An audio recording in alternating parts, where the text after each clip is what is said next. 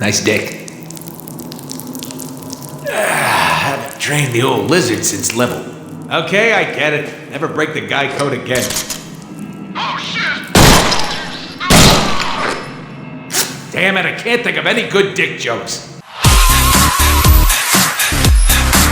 Deadpool. Deadpool. Deadpool. They call me Deadpool, I'm hella fast. Came to murk the bad guys and get some ass. Got blades for days, got guns galore, got combo moves. Let's talk about Deadpool. Now, for those of you that don't know me, my name is Alex, and Deadpool is kind of a slight obsession of mine. It started when I was in middle school, and I went to a friend's house and he had a Deadpool action figure, and I was like, oh, what's this character? But it wasn't something I could really delve into until I had my own car, because my parents weren't keen on having me buy my own comics, or going and driving me to a comic book store, or anything that involved me spending money. So when I finally was in high school and got my license, I basically started buying comics as much as I could because I loved it. And then when I got into college, I had a comic book dealer that owned almost every appearance Deadpool ever had and knew that I loved the character and basically sold me my addiction to the point where I had to go get a job to afford it. And it was about that time that I decided that before I finished college, I was going to own every appearance Deadpool has ever had, which was fantastic,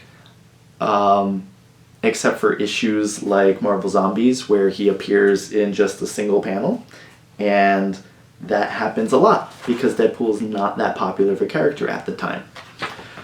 Fast forward a couple years, Wolverine Origins comes out, and I'm like, this is so pumped! They're gonna put Deadpool in a movie, that's gonna be great!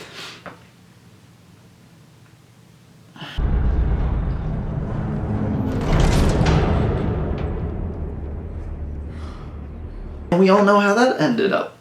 That was not Deadpool. That was a crummy-ass movie with a...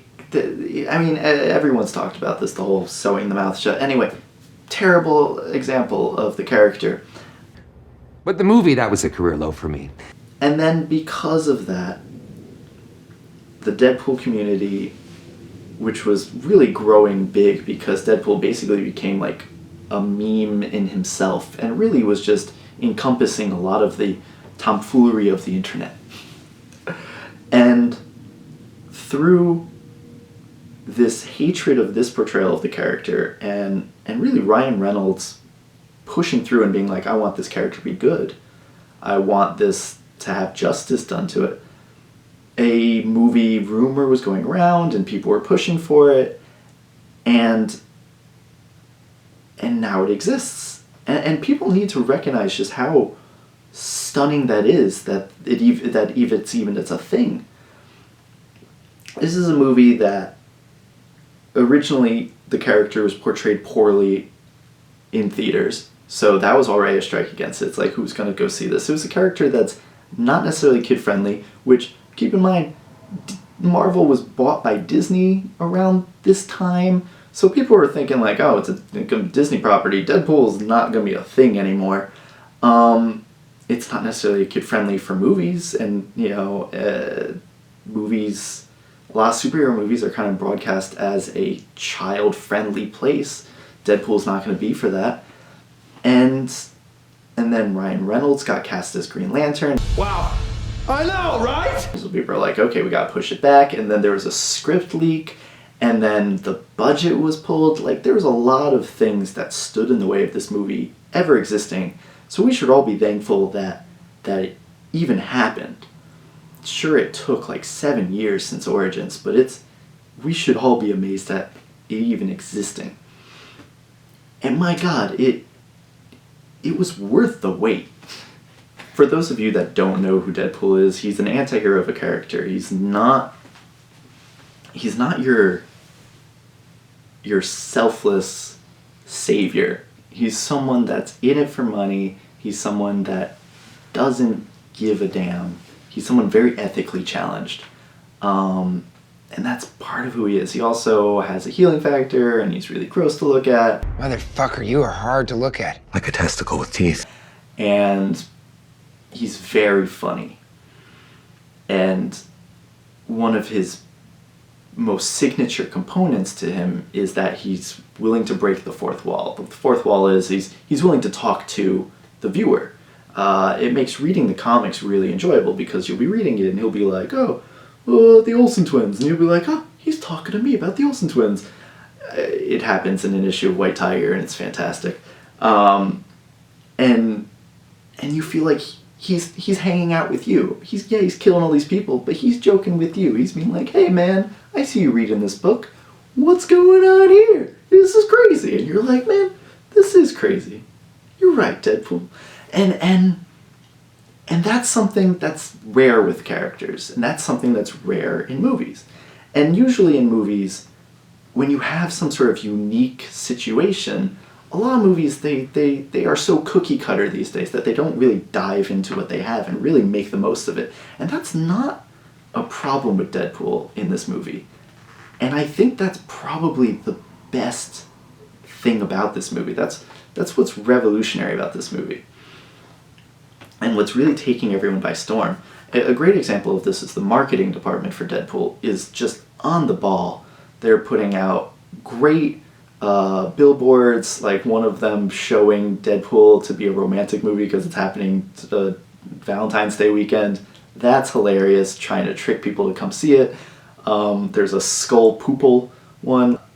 Every YouTube thing that he has been posting up is amazing. There's one where he's talking about Australia Day, one where he's telling you to check yourself for cancer. There's Betty White reviewing it, and you're just like, yeah, go see Deadpool. And it's like, they know the audience is just looking for a good time. They're like, yeah, we're just gonna have fun with this.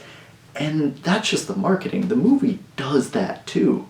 The movie rips into everything that you would want it to be ripping into, and it knows you're there wanting for it to rip into it. It's ripping into the Wolverine Origins Deadpool. It makes fun of it. It makes fun of Ryan Reynolds' take with Green Lantern. It makes jokes about Batman and Robin. It makes jokes about Hugh Jackman. It makes jokes about the entire Marvel Universe, and these are things where it's like, oh yeah, no, it's a parody of superhero movies, and it's what you want. Especially if you're sick of superhero movies, which I'm not, but I understand if people are. And this is one that's like really just taking the tropes that you're coming to expect and just punching them in the face in a fantastic way. And it does it skillfully. Like, this movie is very creative with just its shots and its jokes, and I don't want to give too much away because the surprise of it is part of what's enjoyable about it. I mean, this is a movie I'm going to see multiple times in theaters. Don't get me wrong. But it really defies expectations. Also, there's a penis. Check out the penis. It's fantastic. Penis. If you look at Deadpool's plot, there's really not too much. The whole movie is built like this. There's two big fight scenes. The entire movie is happening with these two big fight scenes, and then as the fights are going on, he's basically having flashbacks to show you, hey, this is how I got to where I am. This is my origin. This is what's going on. These are these characters. And I think that was actually a really smart way to do it. It breaks up the moments, it breaks up the humor, it breaks up the action, and it makes a good flow with everything. You don't want just a bunch of action and a bunch of humor and then a bunch of sad points. You do like, here's some sad points, here's some humor to lighten it up, and then here's some sad points to bring it down. And it really makes each of those moments impactful, which is really what you want. And really,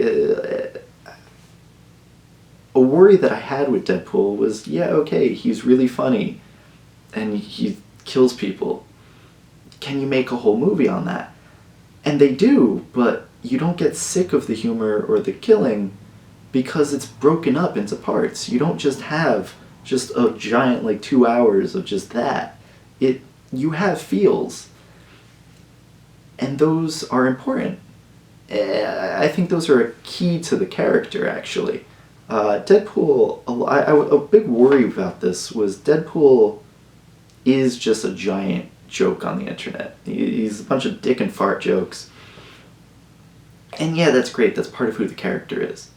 But I love Deadpool because he's a broken character. He's someone that very clearly hates what he's become. But it's so ingrained in his nature, he can't stop. He can't stop killing people. He can't stop doing selfish things. He's an asshole, and he doesn't want to be it, and he wants to be a hero. But he'll never be that because he gets in his own way. And I was so worried going into this movie because it's like, maybe they won't touch on that. Maybe they won't touch on how broken of a soul he is and how the humor really is there to help him get by. And they touch on it so well. Like, it's not shoved down your throat, but there are a lot of moments where you understand the struggles he's going through and why he is who he is. And I also like that they don't make him like this psycho the whole time. Like, you never get the impression that he's crazy. You see him as a very, like, he understands what he's doing, he understands what's going on. He just is who he is. And I think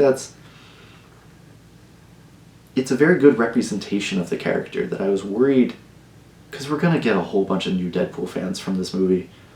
And I was worried they'd be brought into the fandom thinking the character isn't as complicated as he is. And I like that they make him complicated. The character looks great. Beautiful, metaphorically speaking. The suit looks like it came right out of the comics. It's gorgeous. I don't understand how they made it so perfect looking. When he takes off the suit, I mean, he looks like he came out of the comics. He's all deformed looking. He's gross looking.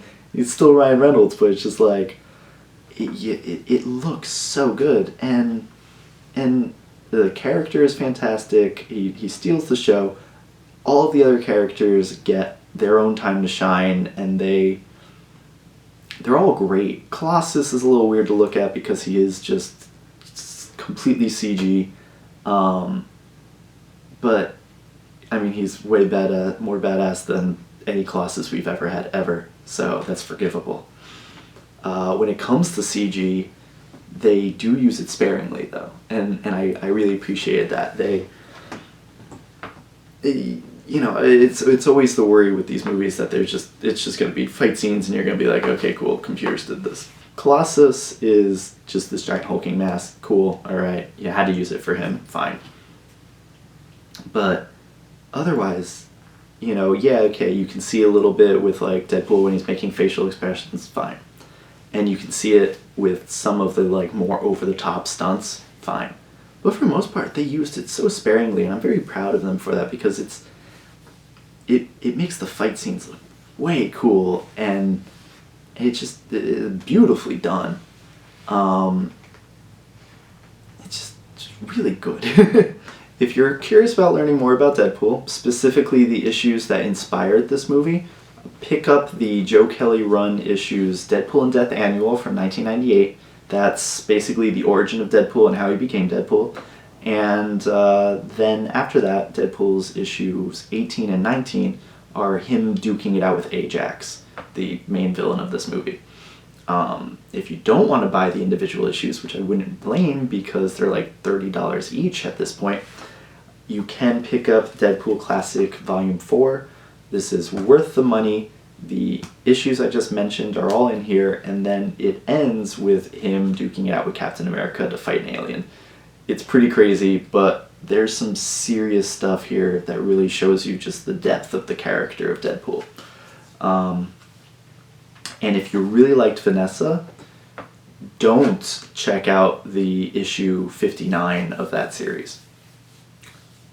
If you really like Sabretooth and him writing people's names in blood, then you can feel free to pick up that issue. But if you like her, I wouldn't pick it up. Anyway, go see the movie. It's a fantastic time. I'm probably going to see it like 4 more times. And I'll see you later.